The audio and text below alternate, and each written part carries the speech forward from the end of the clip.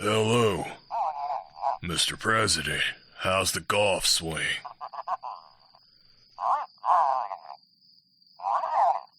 Sir, you know I'm retired. Well, who the hell plans a field trip to a place like that? Alright. I'm in. And sir, I'm gonna need the biggest fucking gun you've got.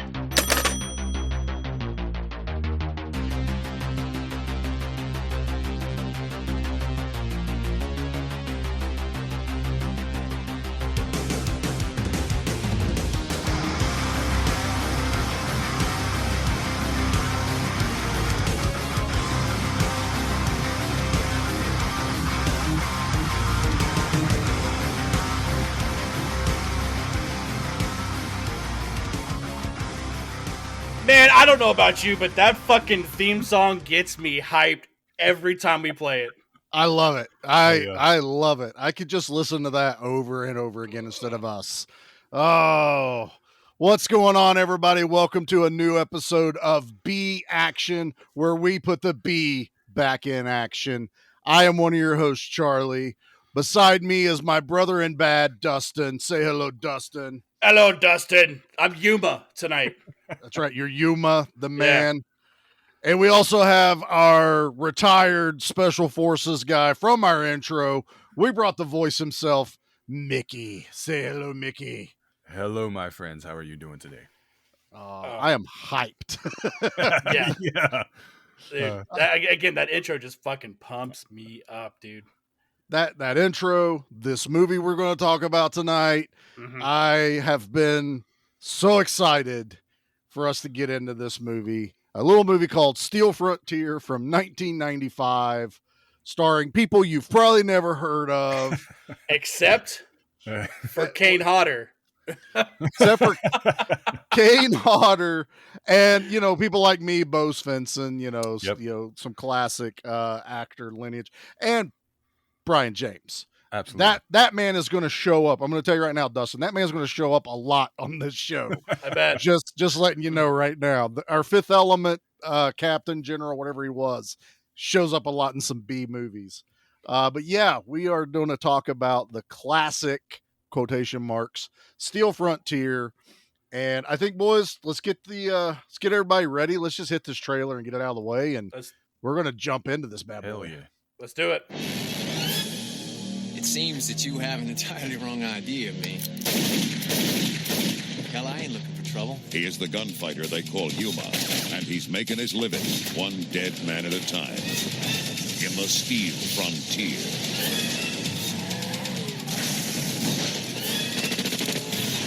Now, through the radioactive wasteland, with single-minded purpose, he comes in search of one man. You are in the presence of General J.W. Quantrill of the United Regime. One law, one order. He is one of the few who survived the fall of our world. And now he's out to control what's left of the human race. The Sept is now under the jurisdiction of the United Regime. It is here Yuma will find him. And himself. And the truth. You want to run with the pack? You gotta be one of the dogs. I believe I found what I'm looking for. He learns there is more to life than death. And his fight is far from over. I'm telling you, the end is near. But it's never too late for mercy. And that saving one innocent life for free is worth more than making a fortune, killing the ones that need killing.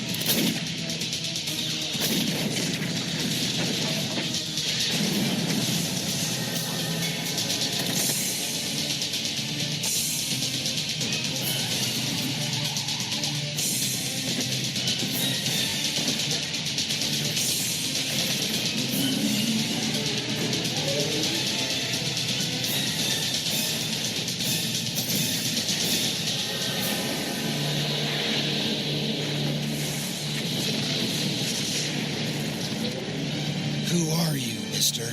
He's the one bringing firebrand justice to the Steel Frontier. see you next time, Mr. Yuma. All right, so about 70% of that trailer was just fucking gunfire and explosions. and explosions. It's like it always reminds me of the Pablo Francisco of the little tortilla boy stuff he would do, or yes. any like action movie. Like he would just, dude, it's fucking wild, man. And that's what kickstarted this off. Was we were talking about doing this show. I had already had Fortress that you guys listened to last time, but this trailer popped up, and I don't know whether it was I was scrolling Amazon or I was just doing my normal scrolls, and this thing pops up called Steel Frontier. I play this trailer, and it's, my God, it was the most epic trailer I've ever seen. I sent it to Dustin.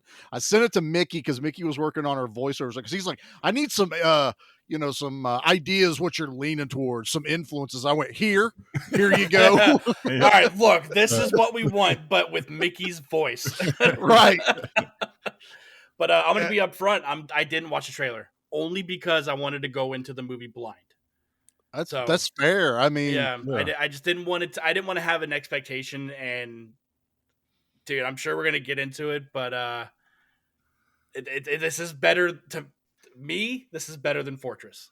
I was hoping.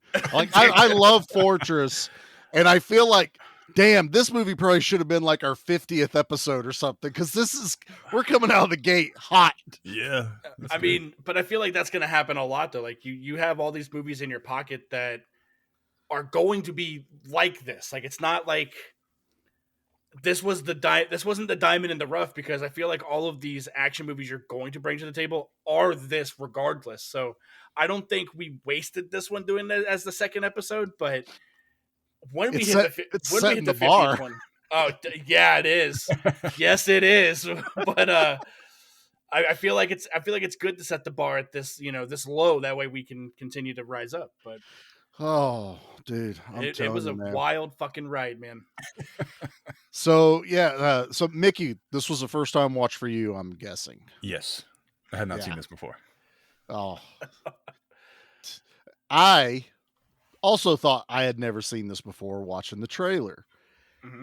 And then I watched this last night right before we record, because I love it when it's fresh in my brain, and I'm sitting there and I did normally in our living room, we have a big screen TV, and we're kind of catty corner in our own recliners. I pulled that fucking chair right in the middle of the living room. Just right in front of the fucking TV. I was dead straight. Jackie didn't care. She's not that interested in these movies. She'll catch the drift. She'll know it's good by how loud I am. But Charlie going like this. I look like a Tuscan Raider.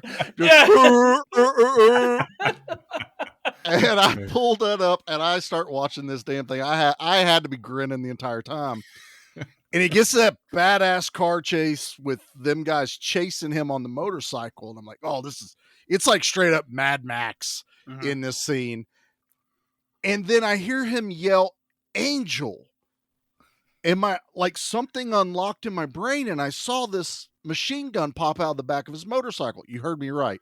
A machine gun popped up out of the back of his motorcycle. And I went, I've seen that before. Oh shit, I think I've seen this movie. But I'm thinking only one time way back in the 90s. Sure. And then it kept going, and I'm like, it feels familiar, but it still felt like a first time watch, till it got to the brand he puts on his arm, the half crescent moon.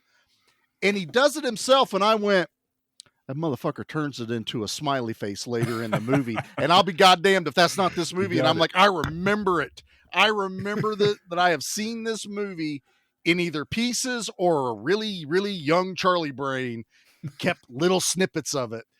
But I was a kid again watching this movie, guys. Yeah. I had so much fun with this. You got to re-experience it.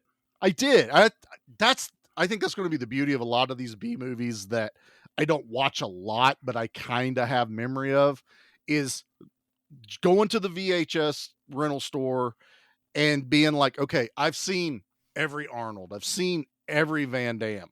What else is there? Now I get to find the Michael Dudikoffs. I get to find, what's his last name? Lara. Joe Lara of PM Entertainment Video. That Tarzan. Let me tell you, I did a little digging on the PM Entertainment. Some of those are coming on the show. I'm just telling you right now. There's at least 2 more with Joe Lara called Cyber Tracker 1 and 2 that I'm like, these are going to fit. Yeah. So yeah, that's my history with this. So yeah, I think we made a mistake last week, starting a new show, trying not to copy the "Give Me Back My Action Movie," type of feel. But we walk through the movie, and everybody knows I hate that. I hate when I default to that. So we're not going to walk through the movie. We're going to give you a quick kind of synopsis of what happens, and then we're going to talk about all the batshit stuff that happens in this movie. So this is our quintessential post-apocalyptic movie that everyone tried to copy, Road Warrior or any type of apocalypse movie. Do you have a favorite one? Do I have like a favorite post-apocalyptic movie that looks like this? Because I have one, and I'll tell you after if you can name one. Off the top of my head, not really, because I always default to Mad Max. I mean, that's that set the bar. But that's now you have this. It would definitely be like Thunderdome for me, even though that's Mad Max. But that was the one I grew up watching over and over and over and over again. So yeah, it's got to be that. I mean, I watched all of those. It sucks that Mad Max itself is a great fucking movie, but I growing up, I would rather watch Road Warrior, and then I watched the first half of Thunderdome. Fuck the kids. I hate that whole part of that movie. Then get to the end back where we go and, fight everybody. But, I was really trying to think about other movies that have tried to copy this. And I don't remember the names of them off the top of my head. This is now up there. Yeah. Like seriously. But what's the one you've got, Dustin? So it's a little movie we've actually done on the Flicks and Friends podcast, but it's called The Ice Pirates. Have you ever seen that? They do have a Mad Max part. Dude. It's a whole planet like this, dude. Like it is, but it's another one of those about that post-apocalyptic, Mad Max-esque desert planet with the frog lady. Yeah, and no water, and they look like the fucking Blur is about to go past them because they're racing soapbox cars, and they messed up that dude's dirt piles in front of his house. Yeah, but the Ice Pirates is probably my favorite one so far. This is way up there now. I'm not trying to play my cards right away, but no, yeah, it's really hard to hide it on this one. Yeah. So we get this is a basic story of a lone gunman who is out on his own. He's our Mad Max, essentially. We have raiders, the Death Riders, that are terrorizing the world. This area. I don't like the name the Death Riders. Why don't you like the name Death Riders? Because death rides alone. Dude, that's when my shit hit commercial. I was like, God damn it, dude. Just like Saturday afternoon when I probably watched this damn movie. It was like, good one, man. Boom. But you got a little community town. It's kind of like Gas Town, but they are the tire melters. So they melt tires because it's a renewable resource for some reason, they say. Yeah. And I don't know what they're making. Are they making other tires? They're making fuel? Are they making fuel? I just imagined it being like, in Wayne's World 2 when you have the guys that are walking by with the pane of glass and then the chicken crate movers. And then the big finale happens. Like, well, our job here is done. I feel like the set guy was like, I have this awesome looking place. Downside, there's about 1 million tires everywhere. And they went, you know what? Just so happens we have a plan for that. And I actually, when I was watching it, I was making the joke. I was like, man, these fucking tire farmers, dude. Like, they're out there they're tilling the fields with tire farming. And then they call them tire farmers. I'm like, well, I guess my joke's not funny anymore, man. I just... They beat you to it. They're actually by like almost 20 years. Yeah. They beat you to it by 20 years. That camera as they're panning across, they're really proud of this. There's like some dude literally like chopping tires into smaller pieces. Like a butcher shop, man. He was just going to town with a cleaver on that thing. And I was like, there's one guy doing all these tires. And you just see him stand up and go, wipe his brow, and not what? Looks at the sunset and just nods. Not even 30 seconds later, they're throwing entire tires into this melting pot, and I'm like, why are we cutting them? Because those are the melting tires. He had the chopping tires. Chopping tires. It's different cuts of tire. Yeah, it totally like a was, cow, man. Totally was. And then you get these marauders. They come in, they take over the town. You find out they're what's left over after what they call in this movie the big boom. I'm like, yeah, we're not that far from the explosion. You were there. You know it was a nuclear blast. Sure. We don't have to keep calling it the big boom. That felt like Thunderdome with the kids whenever he meets them, and they have kind of made their own language and words. Mm-hmm. But they call it the big boom. We got some military guys. They're trying to build a new empire. Brion James is our main leader of everything, with Bo Svensson as his right-hand man, Roy, which is, everybody needs a Roy in their life. That's all. Gotta have one. Gotta have a Roy. They take over this. The lone gunman finds his way into this establishment. They catch him for some odd reason. He's just hanging out. It feels like he's hunting them, but then they kind of lose that for a minute. Then they come back to it, and then it's gone again by the end of the movie. So, but he's there. He causes chaos. If you've ever seen the movie Yojimbo or The Sword and the Sorcerer or High Plains Drifter, it's very... guy gets infiltrated into the gang, causes a bunch of chaos, and basically takes the gang apart from the inside, and then has a big showdown, which is what basically all those movies. Yojimbo was, he put warring gangs against one another, and he was kind of playing both sides. Last Man Standing's another version of it with Bruce Willis, where it's the kind of like a 1940s setting, I think it is, gunmen, gangsters. Really good movie. Not quite a B movie, so maybe I'll make the other guys watch it. Deadpool did it in Secret Invasion. Basically, like Deadpool did it. The book, not the movie. He had he had the Super Skrulls kill each other like for combat training. Yep. That was a good one. I have almost that entire run of Deadpool. Yep. That's what I liked him before he became everyone else's favorite. That was his resurgence. Mm-hmm. Like I was a Deadpool and Cable fan before it was just Deadpool. Yeah. Too, but yep, they took off with that. Then Ryan Reynolds came, and that was that. Yeah, we get good movies. We got a movie coming out. Anyway, so our lone gunman basically takes apart everything, dispatches this entire gang. We end up with some awesome, car chases, and it goes back to Mad Max a little bit, and then our gunman walks off into the sunset. So there's the gist of it. If you've seen one of those movies, you know what this movie is. If you've seen Mad Max, you know what this movie is for the most part. It adds a little bit of what's the movie with Jean-Claude Van Damme where he befriends the kid, and Cyborg. It's got that's Street Fighter. He's just gonna start Universal Soldier. It's Nowhere to Run, where he befriends the wife and child. Is that the one where he grabs a snake and slaps it and knocks it out? No, that's Hard Part. Son of a bitch. Listen at me. I can't think of one damn name, and everybody's like, it was this one. Legionnaire. I know it. I know that movie by heart. Oh, man.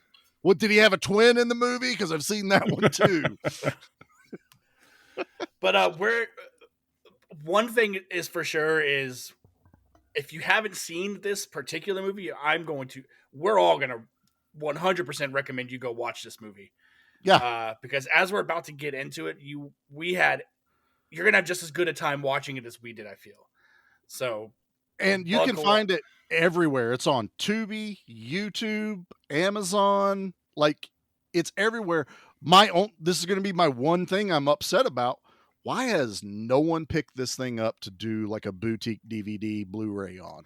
Like Shout Factory, get fucking Synops, what a Vestron pick it up, or MVD or stuff like that. I'm wondering if it's because it's like a PM Entertainment. I'm wondering if that entity itself, like, because I haven't seen a whole lot possibly. of any of their movies been put out, but Shit, I'd take a Criterion version of this. I don't know. I honestly think this movie would look amazing upscaled, like what they're doing with 4K and stuff right now. Yeah, but I mean, when you preface this movie to me, you're like, yeah, they shot the movie through like a yellow filter. And I wish that was not the case, because I bet you now it would look fucking great. Put it in 2K. I mean, 4K, I don't give a fuck. I mean, 2K looks just as good. I mean, but 4K is great for film, and this was made with film and practical effects. So I don't think there's any CG. No, I don't believe so at all in this movie. We can argue a piece, and I want to get to it in a little bit. Okay, at least what I think would benefit from CG opposed to it being practical. Well, okay, I can see if you're maybe saying benefit, but I'm saying I don't think anything in this, they didn't use it at all in this movie. Yeah, he didn't have a second fucking head pop out of his body. No, but I meant every explosion is real. Yeah. Every, like, the wounds are like makeup, everything. All the tires. Yeah, everything is done up. The only thing was the background at the beginning, but I think that was like a matte painting. You know, you still like paint the backgrounds. Yeah. The city, you can see the city when they're like riding in Mad Max style for the title screen. You can see the city, like, that looked like one of those the forced perspective, like they did with Conan when they put the castle up on the the mountain's real, which is still a practical effect, I guess, because they actually painted it. You know what I'm saying? Yeah, that's the only. It actually looked like they went and found a bunch of bottles and glued shit onto them, and then they stacked them right in front of the camera to look like. Because I was like, that's the weirdest looking city I have ever seen. And this movie starts out of the gate. It starts with gore out of the gate. We have a legless dude. Dude. Who is still alive. So fucking good. I was like, wait, is that half a man? Yeah, it was. I thought it was just a dude like waking up. I was like, no, that's only half a guy. That's Hank Hill's dad, Cotton. He was laying out there. Listen here, boy. He goes, tis a flesh wound. Yeah. Thirsty as all get out, gives him water, and is like, kill me now. Yeah, he's like, give me some water. Never mind, don't give me no water. Kill me. He says, kill me like 10 times. He says, kill me 10 times, and then he shoots him in the gut. Like, is that not like the worst place to get shot and die from? Yeah. Like, shoot him in the head. Something. But that it's our establishment. But that's also where we get like this tiny little thread that I wish they had woven better. He's like, who did this to you? And he's like Inigo Montoya. Is the Death Riders. And he gets that look on his face of, dude, I seriously thought he was about to go, it was and then just stop. And we're on a fucking cliffhanger, like we're supposed to know what this is. I would have preferred that. Honestly. Yeah. But then he goes, the Death Riders, and the guy and fucking Yuma goes, Death Riders. Right? I'm like, oh, this dude's got beef. He has got beef with these dudes. Man. But I did like, because you were talking about what's Brion what? Brion. Brion James. It's Brion with an O. Yeah. But his kid. That's a parent that just went, I want my kid to be different. Brion with an O. I did like how his kid walked in with a fucking beret on and looked completely different than all these people who looked like they hadn't showered in 2 weeks. Yeah. Riding in on this motorcycle dude, and I also really liked the pretty boy, like the pony boy guy. Like the one that looks like Christian Slater from Robin Hood. You want to talk about lookalikes? We talk about Yuma looking like a fucking. I didn't know Jared Leto was this fucking old. Thank you. I was like, is that Jared Leto? He is like a mix of Jared Leto and Adrian. Mix. He is 100% Jared Leto now. Look up who I'm getting ready to say. Adrian Paul from the Highlander TV series. Look up Adrian Paul and Jared Leto. They had a baby, and it's Joe Lara. I was like, who is this? Who is this Lorenzo Lamas, Jared Leto looking mother? It is Lorenzo Lamas too. He's It's out there the like- Renegade. He's like, it's 1995. I should start a band called 30 Seconds to Mars. Right. He's a good-looking dude, though. His And hair is you know what? magnificent. His hair is Oh, beautiful. oh. It's It's Fabio envious. level. Yeah, Yeah. it's Fabio level. It's romance cover novel that my mom would have read. Man. You're like, that dude looks badass. Don't touch those books. Okay, mom. That's why. Yeah, sorry. Don't crease it. But Yeah. I sent Charlie a video of this last night, and it was like right what sucked me in, dude, is when you have the town getting taken over, you have bow, bow, bow, bow, people getting gunned down, and then that girl runs up to Kane Hodder and he fucking kicks her in the gut and picks her up over his shoulder in the torture rack and breaks her in half, dude. I was like, I'm in. I'm in because that just happened, and that's only one of 2 times you see Kane Hodder in this movie. And he's top, like we looked last night, he's like top 5 build. He's It's a in pretty good this fight movie scene. At the end, lot. at the end, Yeah. you have Kane Well- Hodder this, and then I'm sure he's probably in the fucking room playing poker with them. Well, Oh, yeah, he is. he's the dealer in the Yeah. poker scene. Like, Sure, he's the but it's- main. But you got him doing the Voorhees backbreaker, and then you got at the end when he's doing the whole. It's a chase scene, and chase scenes are awesome no matter what genre you're doing it in. And Yeah. this whole chase scene in this was very what's the word I want to use? It was tense. It was a very tense chase It scene is. because at that point, you know, we think this dude Yuma is almost unstoppable because Yeah. he's Yeah. you know pow pow pow pow. And but the only gripe I had in this was the religious allegories they kept bringing up to the point where they're making you think this dude is the fucking second coming of Christ. Yeah, I thought He that was a looks little like weird. Jesus. He's Yeah, just but one it- man. He's just one yeah. man. So was Christ. So exactly. Well, you had basically our harbinger, what they called the harbinger, and- yeah. yeah, the android, but The our dude with the crazy dude, fucking- Yeah. he's tuned in to. Oh, I to- thought that was God. Skank. I was like, Skank dead. Skank right there. Skank dead, man. Skank right here. Skank Yeah. down. No, but You he was walked in with 3 nails and he goes, "Can you put me up for the night?" No. But yeah, they I think they just had so many ideas and thoughts. Definitely. I feel like this movie was when they, it was probably like a 3-hour long movie, and they went, cut it, because it does feel like a lot of stuff gets lost. Like I really like we're shown Yuma's family. He had a wife and kid, which is why he kind of has a connection to this one. I was waiting for them to fucking say that the Death Riders killed them. Like that was he was hunting them. And when he was looking at the picture, I just kept waiting for that flashback. Bloop, bloop, bloop, bloop. And we see what happened. Castle style. Yeah. Yeah. But yeah, that I needed that to because he does that whole thing at the beginning. So now I need this through line, and then Brion James's character leaves the encampment, so now he has to dispatch all his like acolytes and still get to Brion James. So it's like he's he needs to lure him in, and by how do you do that? You kill everyone, and he lets Except Bo one guy. Svensson go. And I'm like, okay, now we need this reveal of you were the reason my wife and kid are dead.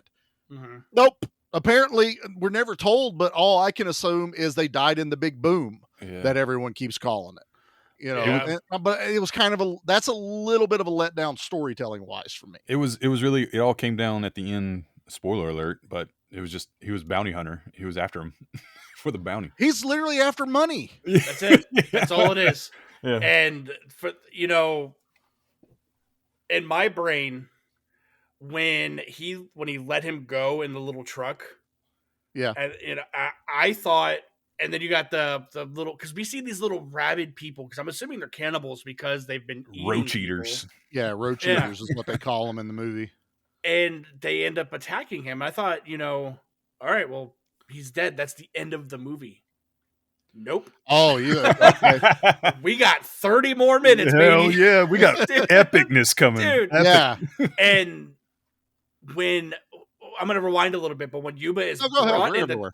when Yuma was brought into town, the son, what's it, the kid with the beret, what's his name? I can't remember. Oh shoot! Old Hank. Yeah, That's what I'll call him. He's like, yeah, we're gonna fucking kill him. And Yuma's like, well, how about we do a gunfight? And he's like, okay, we'll do a gunfight. And then Yuma's like pre-warned. He's like, do you know whose kid this is? You better not kill him. I'm like, then why the fuck is he gonna do this gunfight with him? Julius is his name. Julius. Okay. And he's like, don't kill him. I'm like, then this guy's Julius is trying to kill Yuma, but Yuma's like, all right, I guess I won't try to. And does the tricks and gun show and shit and shoots the gun out of his hand. Then keeps it up in the air. He's juggling with it. The last 5 shots, and then catches it in front of Julius, and then keeps the gun. I was like, and then that's a hard motherfucker right there. Yeah, whips his dick out. He goes, now what? I'm assuming that was to get them to be like, oh yeah, this guy's badass. We want him in our game. They still beat the shit out of him. Like that was initiation.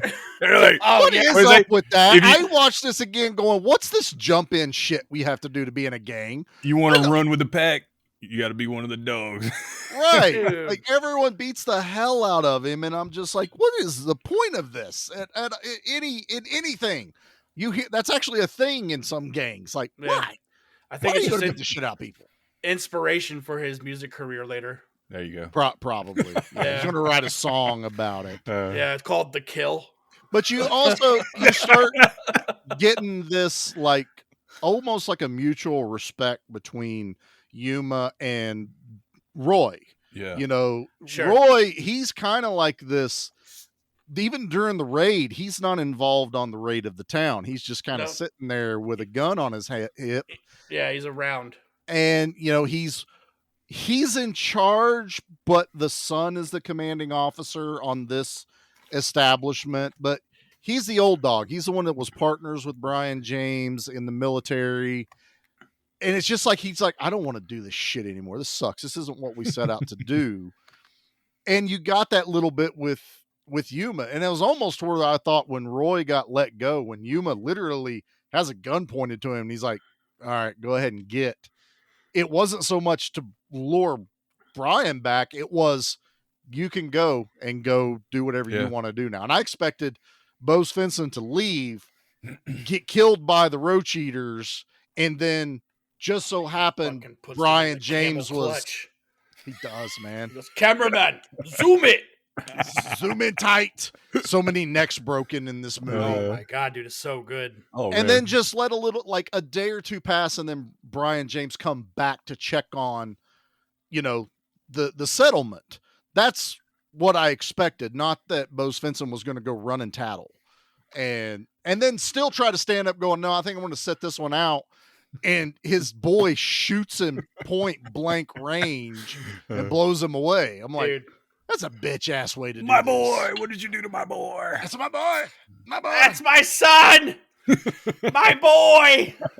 That's my purse. I don't know you, dude. So during the big showdown, after Yuma's done killed, like half of the inside men, right? Like the main stable. Oh, we got to tell him how he does that, which I thought was. Oh, then we'll start. Yes. We'll start there. Then I'll get to my point. Yes. Chef's kiss. The townspeople are having secret meetings after curfew, and they're in a barn. Well, Yuma's. Is it red?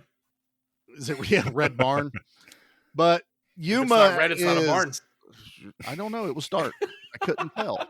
That's one of my favorite Dude Where's My Car quotes. I saw hay and no horses. You assumed, and exposed candles. Nothing burnt down. It was there you pretty go. wild. Okay. So Yuma's been fucking with these guys, playing poker. He's cheating, by the way, too, which I thought was fan-fucking-tastic. With but they're all trashed, so it's like they don't. Yeah, they're not thinking twice about it, No, and Yuma's he's lightning fast with a draw. So anytime they tried to start shit, well, that word comes back to him that we've seen the people out after curfew. Yuma knows where to go because of the girl. There's a slight love interest that makes no sense in this movie. We didn't need it, but whatever. It's the 90s. He goes and he warns the townspeople, hey, they're looking for you. Get the fuck out. Then goes and finds the other, half of the guys that weren't in the bar that are also drunk. And he's like, hey, they just spotted people out after curfew at the barn. Shoot first, ask questions later. These motherfuckers go running. Bo Svensson takes all the drunk dudes because he found out people were out, and they're all converging on the barn and have a shootout between each other. Bad guy versus bad guy, blowing each other away, and they kill all the ones that Yuma sent first. So there's no one that can say, well, Yuma told us. They're all dead. Couple of them are shot on the other side, and it's like half the bad guys are gone already in that quick one night. And it's so good. It's so well done. I was like, this is awesome. Just it's dark. They don't give a shit, and they're just shooting indiscriminately. I love it. Every bit. It's like they're drunk. Like it's like they're not thinking twice about it. Their vision's blurred or whatever. However much they've been drinking, like they're not thinking much of it. But I can't remember his name. Sorry. The old dog. Duke or Roy.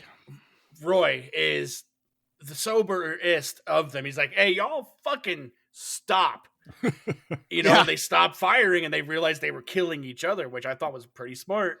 And then dude's playing chess and they're playing checkers. That's exactly what it was. And that same night, Yuma won the blonde in a game of poker, from like the scummiest dude there, like the old pork chops, whatever the hell his name was. There's always that one guy, like everyone's bad, but there's that one dude that you have to hate. He's like the Vernon Wells character in Road Warrior. Oh yeah, with the mohawk and the assless chaps. It's him, but with more speaking chaps lines. Are assless. Well, he had his ass out of the chaps. Oh, there was a free range ass. Speaking as an assless man myself, But I did dig because you were talking about this guy Mad Max. You love to hate people, but it's like once Grape gets involved, you're like, all right, I don't give a fuck about you anymore. Exactly. Because this guy's sitting there trying to do everything that rhymes with grape to this blonde in front of her kid. Dude. And then Yuma walks in, he goes, don't fucking touch my woman. Yeah. And he hands the blonde his set, like this revolver or his gun belt. He had his gun belt on. And the little kid actually ends up killing fucking Chicken Boy with a slingshot, which is tight. We've barely even talked about Chicken Boy. Chicken Boy. This is this crazy like lunatic who he hangs out with Mutton Chop, repeats everything Mutton Chop says, but he is like strung out to the far. Yeah, he's tweaking. Yeah, tweaking is the best way to put it. Yeah. But dude, this kid nails him right smack between the eyes with a slingshot from close range and kills him. I was like, that was hard. I like that a lot. And I love the fist fight between Yuma and old pork chops. And then you just hear blah, blah, blah, blah. And Yuma just walks up to her and goes, if I wanted him dead, I'd have done it myself. That was a great one. It grabs his belt and walks away, dude. Well, it's because that fucked up his plan. Like he could have beat the shit out of him, and they would have been like, well, they've been at each other for 2 days now, and he probably had it. Mutton Chops had it coming, and he could have laid this dissension a little bit more. Because like right now shit goes to like 11. Once they're on the hunt for him now. And this is where the big chase scene happens between Yuma and Kane Hodder, dude. Was that after he like gunned down like 6 of them in a line? That's when they have the standoff. Yeah, that's when this starts. Yeah. Yeah. So they find. I just looked it up. Dude's name's Charlie. Go figure. There you go. Mutton Chops. You son of a bitch. Mutton Chops Charlie. I don't have Mutton Chop. I have full beard. Yeah. But Bo Svensson, they bring him out on the pink Cadillac that they're driving. And they're like, somebody killed him, and they all immediately go, it's Yuma. Yeah. It's that dude. He's now they're putting 2 and 2 together because all this weird shit's happening to them because the drifter came into town. Yeah. He just rolls up and just quietly just stands there like, what you want to do about it? Without saying a word. It's so fucking cool. He's just got like his hand hovering over his holster. And then like these guys all like, I got balls. Let's go do it if you guys won't do it. And they all like line up perfectly like they're Civil War fighters. And they're going to go against Yuma. And Yuma's just like, all right. And he blows these dudes away, like just gone. And then the part I went, oh, he's going to say it again here in a second. He screams out Angel, and you're reminded that there's a fucking minigun in the back of the motorcycle, and it just starts mowing people down all around. Kane Hodder snaps another neck at this point, too. Yeah. Yep. Some chick jumps up, shoots one of the other bad guys in the back. He snatches her up Jason style and just crack, and then boom, done. I was like, holy shit, I like this a lot. Like, yeah, when Kane Hodder's on screen, Kane Hodder's on screen. Yeah, he's not Jason Voorhees. He's fucking Kane Hodder. You know, it's like he's still an imposing man. Like it's like he's not. He's but a big dude. Even watching him move and run, I was like, I see Jason. When I see Jason run, I see that. You see this? He goes. That run style, I'm just like, oh fuck, that's Jason. But this is right at this point is kind of like where we realize Yuma is not, unbeatable because Kane Hodder gets a few shots in on him. Oh yeah, I'm not saying like rib shots, like he fucking shoots him. Yeah, he gets shot to the side and a shot to the shoulder. So I mean, he's not incapacitated, but he's definitely hurt. And then he has to have like fisticuffs. Dude, with Kane Hodder, dude. It is so good. And then Kane Hodder gets fucking melted in the tires, and then you have fucking what's his name? God, now the joke's gone. Now, never mind. I can always edit that. If you Who's fucking Flintstone? Mr. Bedrock. Mr. Bedrock. He sees Kane Hodder melted in the tires like this. And he goes, I'll give it to my daughter Conquisha. Wow, that was a deep pull. That was good. Did you like that? I did like that. I was not expecting. I did not go Flintstones in this scene in the movie at all. Oh yeah, man. Shit, I'm out. Just stay right here, and whatever you do, don't die. Are you in search of a refined and elevated podcast? One where you can sit back with a cup of tea and indulge in the finest film cinema has to offer? One where precision and polish comes before anything else? Well, you've come to the wrong place. We are Cinema Slab, a podcast where we let our nerd flags fly and review our favorite movies and shows, new and old. We're all besties. And one brother and sister. And we love discussing movies with each other. Whether it's a record-breaking television show that has us glued to our TVs every week. We're like private investigators, except for no one hired us or asked for our help. An ooey-gooey practical effects-filled horror movie. Or a cult classic masterpiece. You shoot me in a dream, you better wake up and apologize. We're sure there's something for you on Cinema Slab. I'm your Scream Queen, Anna. Yeah, you're gonna love this one. It's a scream, baby. I'm your Gorgal, Hannah. I kick ass for the Lord. And I'm your favorite little brother, Hunter. I'd rather not spend the rest of this winter tied to this couch. And join us each week on Cinema Slab as we bond together over our love of cinema. And all things media and entertainment related.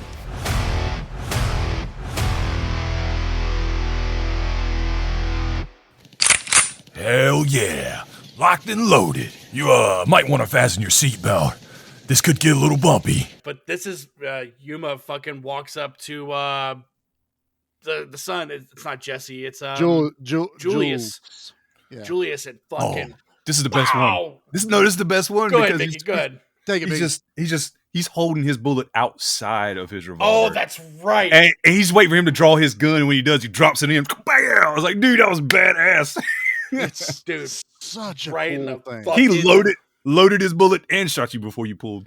And this is like one of those rare times in action movies where they're like reloading their guns. Yeah, and they especially make it where Yuma does it. Like there's a point where he has like Yuma's a regular. the only one that does it though. I guess because he has a revolver. Do any of the others have revolvers? No, at one point someone had a machine gun, someone had a Glock. I was gonna ask that. This is supposed to be a Western, right? Like, or it's got Western flavor to it. Yeah. Okay, because the gun selection was just like, all right, that's not fair for someone that has a fucking 6-shooter. Well, with it's a shot his- like that though. Yeah, it's Well, the his shot. I mean, weapon. I understand with a shot like that, but you I have know what someone you mean. walking around Yeah, with yeah, an AK-47. He does have a motorcycle with a minigun That's true. that That's true. poops out grenades. Okay, so Oh, dude.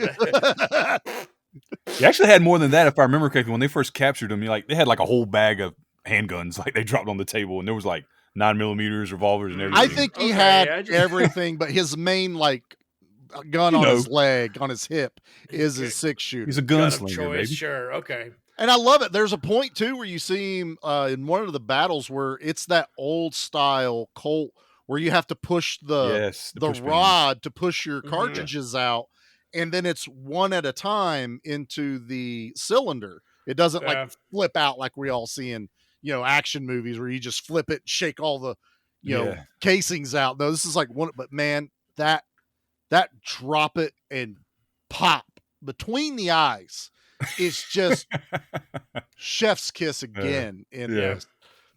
Like there's nothing Yuma can do that's wrong in this movie whatsoever. He engages my attention anytime he's on screen.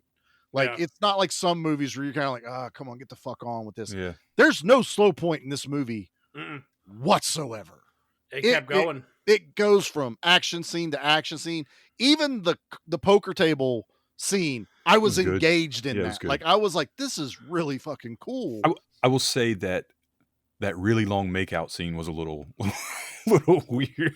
Where I was like, okay, we're still doing this. All right. Oh yeah. When they finally kiss him and the blonde, long kiss blonde goodbye. chick. Yeah. And I was like, dang man, like we're going here. Okay. Yeah. Can we wrap this up, guys? We got shit to do. Let's get going. All right. And Yuma, I feel like we got 6 minutes to fill. Yuma, I need you to just tonsil hockey until I yell cut. Yeah, we're not sure if we're gonna meet the runtime or some shit. Yeah, right. It's a 90s, man. There had to be. I'm honestly surprised the chicks weren't topless. Yeah, I'm actually surprised that I was proud of them. There you go. Yeah. But this is the part, like for me, and I was like, all right, Yuma seemed untouchable at this point, and then he got shot twice, and he's still outperforming everyone. And when he's all bandaged up and he wakes up and yells at the kid for fucking around with his shit. What did with a grenade? He had a grenade. Oh, was it a grenade? It was a grenade. Is what I took that as, because it was the cylinder with buttons on top. That's like that was a thermal detonator. Okay.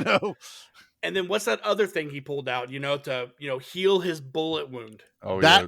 Kind of closed his wounds. I don't know. It's almost cauterized it or something. Cauterizing, or it's in the future.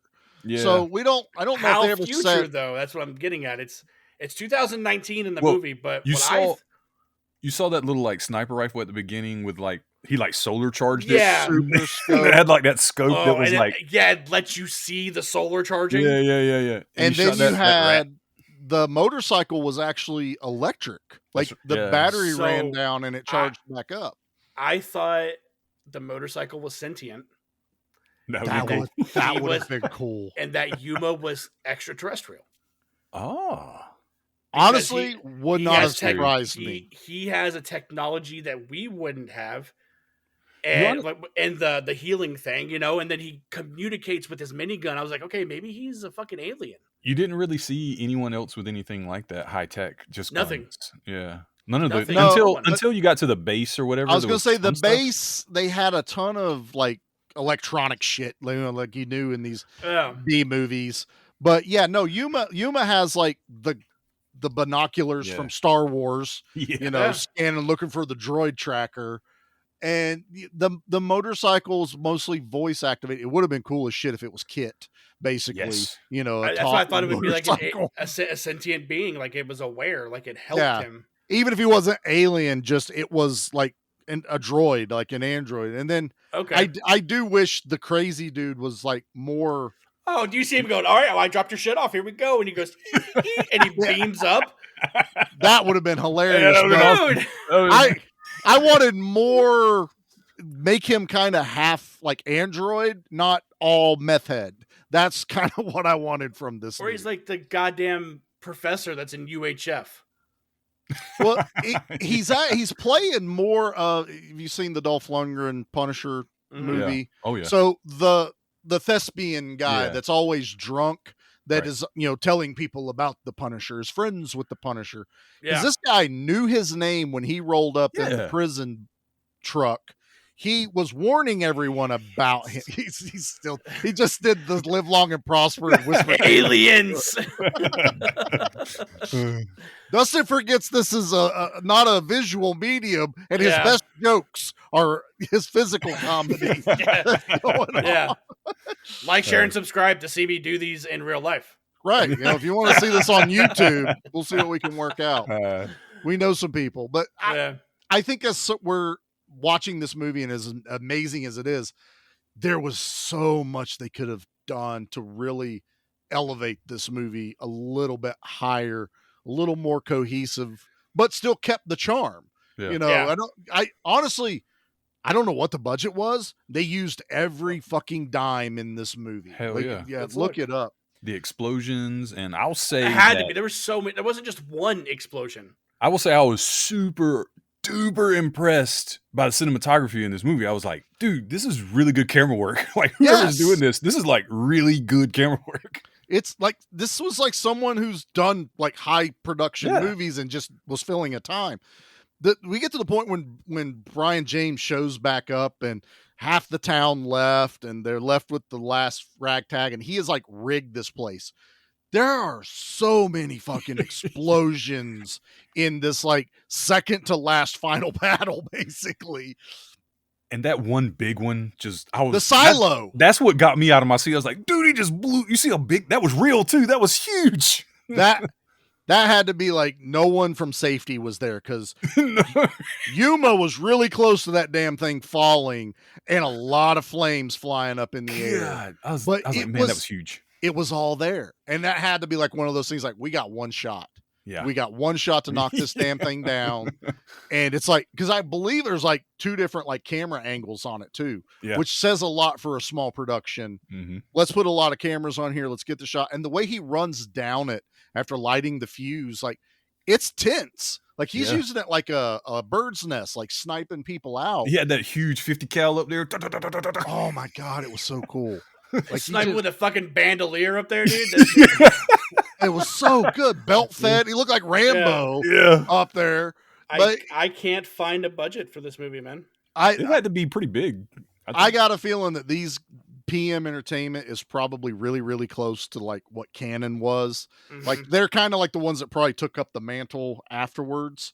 So a lot of times budgets are unknown, especially with Canon, because one film funded another film, and then they've already sold that film to fund 5 other ones, and you're never really going to know how much they actually spent or made on it, which is why it ultimately failed for Canon. And probably, and PM was like, fuck it, we're going to go straight to video. We're not going to dick around with theaters or theatrical releases. Like, I don't think anything they ever did went to theater. Like, everything I was looking up was just the straight to VHS, throw it on a rental shelf, we'll make our money that way. Yeah, they said fuck a lot in this, so they couldn't have shown it on TV. Like, it wasn't like a made for TV type of thing. Either. No, I think this would have been fairly easily edited. And honestly, I have a feeling this is how I saw it. Like, because the way it's so choppy in my brain, it was probably 14-year-old me playing in the basement. This happened to be on, and it was just like, oh, that dude just made a smiley face on his arm. Whoa, there's a machine gun in the back of his motorcycle. That's awesome. It's like Delta Force with the rocket launchers that come out the front of that. Yes. Fuck Smiley. Dude. I love how where she was so unimpressed with that too. She's like, she's like, fucking fart jokes, whatever, man. Y'all just a bunch of adolescent boys running around here. So yeah, we got that just giant explosions everywhere, and it pretty much just comes down to Brion James and Yuma. And go ahead, Mickey. And this is my only look. This is an action movie trope though, so I don't have a huge problem with it. But this guy is such a good shot, and he goes through so many guns trying to shoot this guy standing still. Yes, when he's trying to get into the bus, he misses every shot. And I'm like, I get it. This is an action movie thing. This is how it goes. But I was like, Jesus. Right. He might as well have been like bulletproof at that point. Yeah. But to raise the stakes, the kid got in the back of the bus that yes. Brion James escapes in. And why do they always put their faces up against the back glass of the bus just to show us he's in there? Man, we could just let him go, man. He's fucking escaping on the bus. We can have another. We can make another one. They're like, oh, well, my little Jimmy's on that bus. You just pull Riders. That should have been his catchphrase the entire movie. Yeah, every time something happened, Death Riders. Death Riders. Death Riders. Damn Death Riders. Yeah, talk through your teeth. Yeah, he's fucking seething out there, dude. And then they don't get in the same vehicle, but they get in him and the mom get in two separate vehicles to chase down Brion James, which is cool. Like, if you pay the money for all these cars, one of my favorite things was when the movie started, and I'm obviously looking at the cars because I love movies like Fury Road, shit like that. And I look at things and I go, I like it like how George Miller does, where it looks purposeful. Like either make it look badass and cool or it serves a purpose, regardless of the giant stereo speakers behind the guitar. We'll just let that one go. But I kept looking at this one car with the biggest fucking roll cage I have ever seen on a vehicle. But then it pays off at the end because they run it under a vehicle and cause it to flip and roll. And I went, that's why they built it. They built it for that one stunt. Right there, and I am here for it. That is exactly it. Did either of you think for a second, because I did, that sucker was going to land and keep going? When I was like, he's going to land it. Yeah. Like, some of these were just so cool that it's like, oh, he's just going to pull this out. And then, nope, all of a sudden. Nope. I was like, oh, no, he's done. Then there's like cars that just wreck into shit for no apparent reason whatsoever. Listen, when they're driving down that road, there's that one stretch of road, right? The one road they had to film on, yeah, and there are the cars that are like this, just like not quite in the way, but enough to where they have to get out of the way. How fucking long have those cars been sitting there, and who hasn't moved them yet? You have a giant car with a roll cage. Push them out of the way. Dude, exactly. Like get them the fuck out of the way so they don't become an obstacle. But at the same time, she was driving a semi with a daggone like bulldozer on the front of it, like a snowplow. Yeah, man. Like they've literally got like cattle catchers on the front of these things, and I mean, I like it. It does look like anything they found, they put it on the vehicles and they're driving it around. Sure. The one jarring thing about finding everything, what 80s boutique did they raid to get clothes in that settlement? There was a dude in neon yellow overalls at the beginning of this movie. And I went, wow, never have I ever seen anyone in real life wear those clothes. But I did like the fact that they didn't look like they're set in the future. It didn't look like they were set in the future when it came to their attire. Mm-hmm. Like they weren't wearing silver clothes. Yeah, no aluminum foil or any of that shit. Like I did like the fact that they still looked like normal people. Yeah, they weren't wearing like shoulder pads made out of tires and stuff like that. I wanted the bad guys to wear that. That's what should have happened, dude. They should have when they're having that big gunfight. You should have seen like a suiting up montage. And then this dude come walking out wearing a tire suit. Damn Michelin Man coming for you. Michelin Man, yes. But it's a bulletproof tire suit, dude. Yeah. See, you could have had a redemption arc for the mayor in this movie by letting him come out in like this tire armor outfit. Just nothing but giant snow tire treads up and down his arms. Dude, like right before all of this shit, Julius and again, what's the old dog's name? Roy. When Julius is like, where the fuck have you been? All this and that. And Roy grabs him by the face and he goes, I was on the front line with all of your people. Where were you? I'm like, all right, man. He's right, because there's a point in this movie I forgot that little fuck is even still there. Like he kind of pops up and I'm like, oh yeah, beret dude is here. What is it with the 90s and maroon berets? Like that, they just... She wore a raspberry beret. Yeah, thanks, Prince. Like the kind you get at a secondhand store. Wait, we just got demonetized, right? There it is. But no, like Roy was what do they call it? He's a coxman.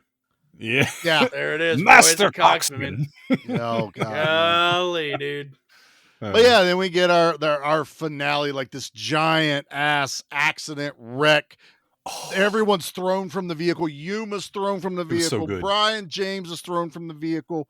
The kid, I don't know. He might be in outer space after that wreck, but apparently he's okay. But we get this badass shot of both of them laying on the ground, asphalt, bloodied up sides of their faces. Each of them have a gun within arm's reach, and they kind of both come to and just look at each other and both reach for those guns. I wanted that again.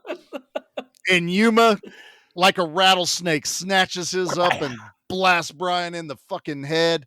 Dead. Done. D-E-D. Dead. Dead. And then the weirdest fucking ending I've ever seen is old dude comes up with the motorcycle we talked about. And you're like, okay, Yuma's going to get his shit together. He pulls out a giant fucking tarp, lays it on the ground, and rolls up Brion like a doobie from Scary Movie 2. From Cheech and Chong over there, man. I remember when he lit up Smokey from Scary Movie 2 with the troll. Yeah. But I like this crazy man rolls up because you said you dig the cars, right? Did you recognize the motor? Like what type of motorcycle that was? What type of motorcycle? Yeah, it was probably that. The Kawasaki. He goes, "Oh, this is the badass American-made motorcycle here, baby." No, it's not. Like, wait a minute. Not American. Wait a minute. Not in the least. But he's on meth, so I'm gonna let it go. It's totally fine. He was about to beam up. It didn't matter. Yeah. Nanu mode. By beam up, I mean shoot up. Yeah, he had that lighter and that crack pipe ready to go. Oh man! But then Yuma, like Brion James, is not a little dude. He balances this motherfucker's dead body on the back of his motorcycle. Oh, I love it. He shakes him a couple times. He's like, I was waiting for him to go. That's not going anywhere. You see this baby right here? Like Dumb and Dumber style on the Colorado. Dude. And then takes off. Like he hands the kid like this rolled up paper, like the handbill. Again, like we're supposed to know what this is. And he developed this relationship, quote unquote, with this lady, like I would say more or less on respect, because he did save her from mutton chops. Yeah. But they did share the intimate 15-minute kiss, and he hands him this handbill, and he's like, or this rolled up parchment. You're like, what the fuck is this? And then he opens it up, and he says, it says wanted dead or alive. Dead or alive. And a fucking Bon Jovi starts playing. Yeah, it's like a really nice picture of Brion James too, I thought. I was like, wow, they really put a lot of effort into that handbill. And it turns out like he's just there for the money the whole time. That's it. That's all. He was thinking 4 steps ahead of him, man. But one thing we didn't mention is how much he serenades us with that harmonica. Oh my God, the harmonica. America the Beautiful. But it's always at the right time. Like it's like right when they're getting ready to come up and capture him, he's sitting there fucking wailing on it. And then the shootout at the end, they're like, where the fuck's he at? You just hear him fucking going to town. That was like someone's like, it's missing that Western vibe. What are we missing? A harmonica. The music I wonder what they was went all over through, the though. place. The music was kind of all over the place because there was some really dramatic. I was like, am I watching Dune at certain points? Like, it was just, and I was like, okay. And then, it'd be very dramatic. And then you hear this harmonica playing. I'm like, okay, it's a little like off. I felt like the music could have been more Western style and it would have been a lot better. I felt like the music was leaning more towards sci-fi instead of Western. Yeah. I think they needed to like I don't mind some of the sci-fi stuff, but it's like they kept trying to remind us that this is a sci-fi kind of action movie. That it's the future. It's that it's the future. And I'm sorry, when you play those exact songs he's playing on the harmonica, it's because those are royalty free. They didn't have to pay for America the Beautiful. And I love my subtitles popped up and it went end of Star Spangled Banner. That's that on there. But I wonder what like the instrument choice was, like, or the decision making for the instrument, like, because I feel like a guitar, like if you would carry that around, it'd be a little bit too bulky. Oh yeah, or like a French horn, or something, or like an accordion, something triangle. Wild. Yeah, I think it would have to be something that's like run down though. Like accordions look really old, guitars look really old. True, but at the same time, this harmonica is like pocket sized. So they're like, fuck. And you have the guy on set just playing a harmonica, and they turn and look at him. They're like, that's what we need. I mean, I think it fits. Give me your harmonica. To give them a little bit of credit is it's kind of like what they do with Max. And instead of giving him an instrument, he has the music box. Oh, yeah. So you have those little moments of music, some lightness to it. But this one is, they're really, I mean, they nailed it as far as I think, as far as a Western influence. This feels like a futuristic Western. I think they did their homework and got Yuma feels Western. Yes. Yuma feels Western. It feels like a Western thrown into a futuristic apocalypse. I mean, it's not like, man, they should have done one or the other. No, I think they blended it good blend, really well in this movie. I mean, I have very like my complaints are minuscule in this movie. Yeah. You know, and obviously when I watch something, I enjoy the hell out of it, but I can still go, man, if you'd have just done this a little bit more, tweaked it a little bit more. But when you're doing these straight to VHSs, it ain't really about quality. It's about we have sold this movie to distributors. The movie needs to come out now, get it out there into people's hands, on to the next one. That's the money making part of it. But man, sometimes I got a feeling like this is probably the golden nugget in PM entertainment. If I'm going to go ahead and say, like, I think this one is top of the stack for me as far as PM goes. I just want to go back to the harmonica just real quick. Go for it. We'll talk about more harmonica. Dude, what if they gave him fucking Toad's harmonica? The Bob Dylan one with the fucking... Oh, Lord. That way his hands are free, man. He's still shooting people while playing the harmonica. Yeah! Dude, I mean, how fucking cool would that be? All of a sudden, the Benny Hill music starts playing. But in harmonica, yeah, I can't do a harmonica. You would just do like... I mean, if it was me, the only instrument I know how to play is a fucking recorder from elementary school. I don't know if I'm going to bust that thing out. Yeah, you're pretty good at that. Charlie's got the skin flute on lock. Exactly. Oh, yeah.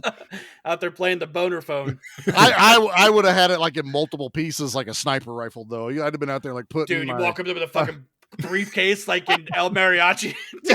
Out of Desperado. Yeah. So that motherfucker got a recorder? Yeah. But what you don't see is it shoots death darts out the front of it when you get out too there close. Playing hot cross buns, you know. Baby got back. Some three blind mice out there. Well, that's the movie. That's Steel Frontier, man. I think it was an absolute blast. We're trying to remember how we did this last episode, so bear with us a little bit. Who are we going to give our right-hand man award to this week? And Mickey, that can be anyone from the henchman to the accomplice to Yuma. You know, like who was the best right-hand man in this movie? In your opinion, like who would you vote for? I got to give it to the kid with the slingshot. Okay. I actually, that was my pick. He killed a dude. Yeah. And he was hyping him up the whole time, just dropping F-bombs and all kinds of stuff. Dude, don't swear. When his grandpa walked in and he's like, hell fucking yeah. And she gives him the stink eye. I went, hey, that's my dad. And Jackie starts laughing. She's like, yeah, that would be your dad. Totally. Yeah. Cussing around the kids and then go, don't cuss. Because that's what he did to me growing up. What about you, Dustin? My right-hand man, I got to go with Kane Hodder. Dude, he puts him up on the Jason torture rack, and then he's out there breaking necks, dude. It's good. Like he was the only effective one on the bad guys team. True. Now that I think about it, like there was the big opening montage of everyone killing everyone, but he was the one that was doing it by himself. I think it's a toss-up between like him and Christian Slater wannabe. Green screen or whatever the fuck they call it. Because he does knives, right? He throws the knife. He does that underhand throw when he does the drawdown with that one dude. Yeah. You talking about the guy that puts the gun like right in front of his fucking dick? Yeah, don't put your gun there. That's where you draw from. No, you don't cross draw. That's silly. Unless you're Sex Machine, you don't do that. No, Sex Machine, it just comes right out. Boom. That's what I'm saying. Right Pow! Pow! Right in your face. That's it. No, yeah, I think Kane Hodder. Kane Hodder's a good one. Yeah, Again, when you watch this movie and you're just like, wow, you guys really loved Mad Max, because the kid is basically feral kid from the Road Warrior. Yes. You know, running around, causing a bunch of shit, gets, warms Mad Max's heart, and has an affinity for him. And then Chicken Fucker is the crier for the Road Warrior, when he's like, he tries to catch the boomerang and it cuts all his fucking fingers off and that. I mean, so it's like there's a lot of, let's take a little bit here, but I was actually kind of proud of him to be like, it's not a carbon copy. Like, it's definitely influenced, and I see it. But you guys, it's like someone was really smart and go, we ain't getting sued. And so let's pull a little bit here and a little influence there and have some fun here. Let's put Jesus in here and Jared Leto and yeah. I don't know, man. I liked this guy. This what's Jeff? I forgot his name. Joe Lara. Like, I definitely could have seen him in more movies like this. I know he's done a lot of television, but I think as far as like these actions, I want to say I only saw like maybe 4 or 5 that he did, and he didn't really do a whole lot after that. But man, he needed to be a lot more well known. Like, we should be talking about him on the other shows sometimes, not just on the B end of it. It's kind of nice to have our own dude, though. I will say that. I'll be like, I ain't mad about it. Right now, Joe Lara is kind of like our guy. He's ours. Yeah, he ain't no Roy, but I mean, Roy's a coxman. So he's a coxman. And for those that are listening, what a coxman is, he comes into town and fucks your wife. All right, so I think this one has a fuck ton of kills. So I think it's time for us to pick our kill of the week, and I think our theme is going to be tire melter. That's going to be our kill of the week. What's our tire melter kill of the week? And it can be the tire melter. But Dustin, let's start with you, bub. What's your favorite kill in this movie? I'm gonna have to go with the slingshot kill. The little kid with the slingshot. Yeah. Chicken boy. That was good. It was good, but I'm lying. It's the beret kid. It's fucking Francis or whatever his name is. Francois or Julius. Julius. Yeah. Getting shot right in the middle of the eye with that reload. Yeah. Was where it was at. Drop the bullet and go. What about you, Mickey? What's your favorite kill of the movie? I mean, we've already talked about it, but it hyped me up. That's Kane Hodder with the torture rack backbreaker. Because he kicked her in the stomach, and I was like, dude, he's about to pile drive this. Power bomb this girl, dude. I was waiting for it. And then he just did this and like hurt her back break, and I was like, that was epic, man. Like, you weren't expecting that. No. At all. No, dude. But Charlie, what about you, man? What was your kill of the week? So mine's going to go fairly early on in the movie, not far away from the Kane Hodder kill. It's when the sheriff of the town walks into the barber shop to give Brion James, like, we don't want your kind around here. Brion James has the double shotgun hiding under the barber's, like, how? Yeah, how? When did he do that? And doesn't say a word and blows a hole through the sheriff's chest, and he flies through the doors into the car behind him. And at that point, I'm just like, fuck yes, I love this movie. What's even more impressive is the barber didn't cut him while he was straight razoring him while he did that. They kept getting that close camera angle. You thought like he was about to just like all he had to do was just but we talked about that in Fortress, man. It's like the trope. It is. Yeah. I mean, obviously that dude didn't want to die or anything like that. Yeah. So, it's like just do. And I love he killed his son, not him though. He killed the barber's kid. That was afterwards. That was afterwards. But when Brion James, when he got done shaving him, and Brion James stands up and he still has the shotgun with still one shot left, and he points it directly at the barber, and it's like this tense moment. And then he flicks that coin to the barber and walks out. I'm like, that's actually fucking cool as shit. Yeah, I thought that was a cold moment right there. I dug it a lot. So, All right. Well, I think that leads perfectly into what we are doing on the B action. We are going to rank this movie, and we have it on a scale of 3. Is it B for bomb, B for basic, or B for badass? Mickey, as our inaugural guest, our very first guest on the show, how are you ranking Steel Fortress? Badass, basic, or bomb? I am so honored to be the first guest, and this movie is badass. Oh God, it was epic, man. The action is just so good.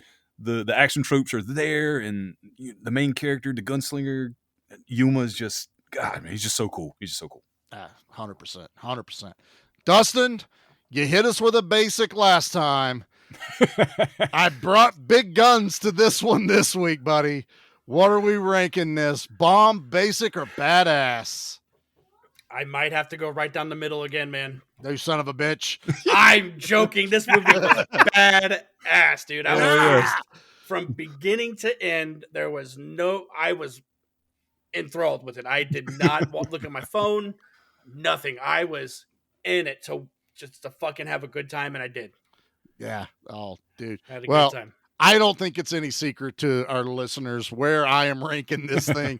This movie invented the word badass. This is what the show's about. This is what I'm hoping to bring to the table, is just some insane forgotten movie that needs, brought to the spotlight for a moment. I'm so glad this was on Amazon, and it's not like freebie Amazon either. It's on the Prime right now, which is awesome.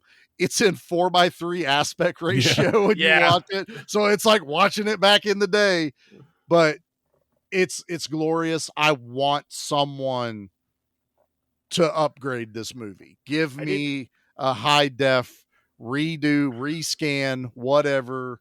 Find the rights. I mean, PM's got to want some money at some point. I am gonna do a bit more of a deep dive on PM now, as because I've known about them, but not really. They're not like how we talk about Canon or Full Moon or any of those type of movie studios. Like, this is one of those that were just like, they're the shelf fillers of the action and sci-fi. And I think they did some horror movies too in what little bit I did before we started recording.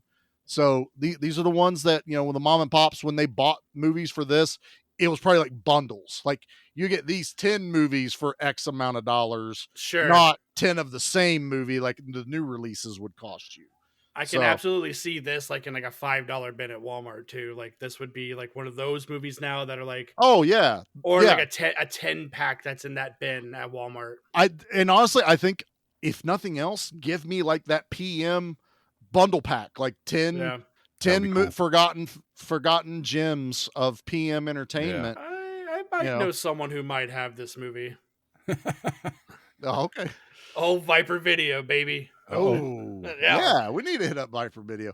I do think this was on DVD at least, but more than likely it was a straight scan of a VHS, which is that's how I want it. Well, I if I'm not going to get like a legit upgraded one, I do at least want this on DVD to have. I'll take the VHS though. I will put this right next to my Arnold's and my Chuck Norris's. I mean, it's got an honorary spot on my shelf. So, well, gentlemen, this was an absolute fucking blast. Hell yeah. Mickey, why don't you tell the good people about yourself a little bit here? What is that? He found the VHS. Steel Frontier on VHS for $30. Nice. That means it's kind of hard to find. Yeah. If it's $30, it's probably not that common. Yeah. Yeah, 34 with $5 shipping. $27.70. Yeah, it's around $30. Okay.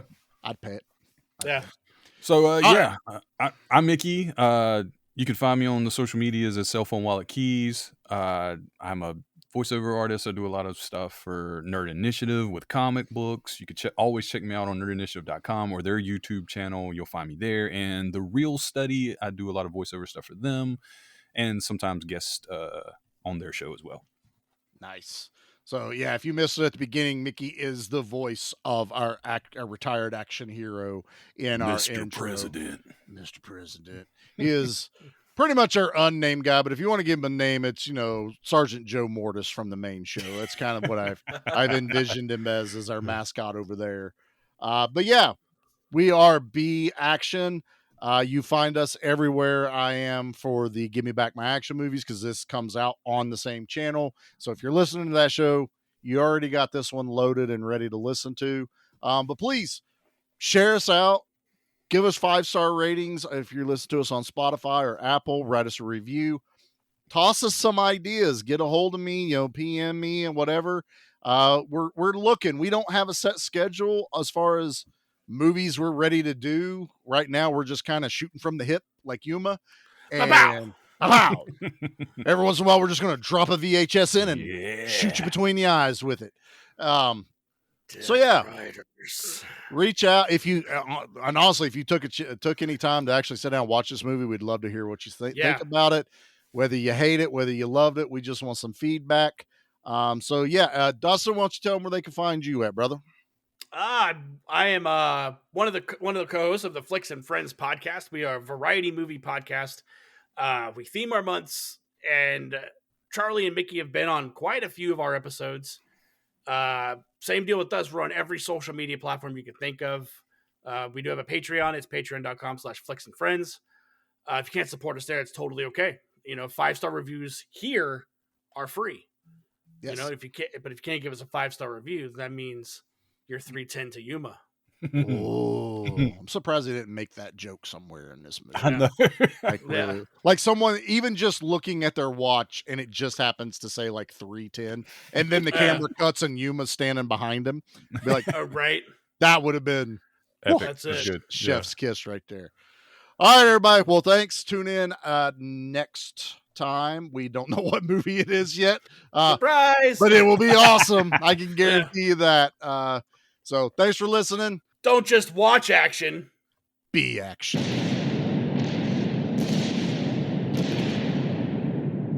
Mission accomplished.